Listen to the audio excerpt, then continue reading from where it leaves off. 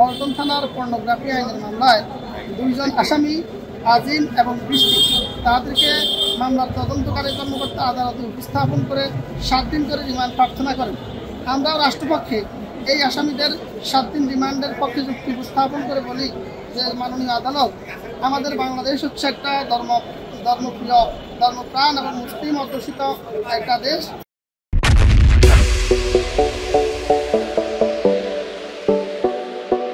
আমাদের দেশে বসে আমাদের আইনে নিষিদ্ধ যে এই পর্নোগ্রাফির মাধ্যমে তারা বিভিন্ন সামাজিক যোগাযোগ মাধ্যম ফেসবুক, টুইটার এবং ইনস্টাগ্রাম, পাশাপাশি বিভিন্ন ইন্টারনেটের মাধ্যমেও তারা সারা বিশ্বব্যাপী আমাদের দেশের ভাবমূর্তি নষ্ট করে আসছে।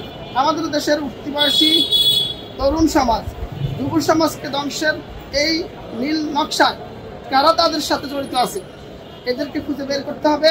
আমরা যতটুকু জানি যে তারা খুবই অল্প শিক্ষিত, তারা এই যোগাযোগ মাধ্যমগুলা কিভাবে ইউজ করতে দক্ষ হয়েছে, কারা তাদেরকে এই পেশায় এনেছে, তাদের অর্থের যোগানদাতা কারা এবং তাদেরকে কারা প্রশিক্ষণ দিয়েছে, এই সমস্ত বিষয় উদ্ঘাটনের জন্য এই তদন্তকারী কর্মকর্তাকে এই আসামিদেরকে রিমান্ডে দিলে পরে এই বিষয়ে সঠিক উদ্ঘাটিত হবে।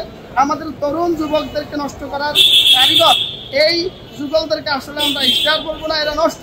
এই নষ্টদেরকে 7 দিনের রিমান্ডে প্রার্থনা করলে বিজ্ঞ আদালত সন্তুষ্ট হয়ে এই আসামিদেরকে প্রত্যেককে 5 দিন করে রিমান্ড মঞ্জুর করেন।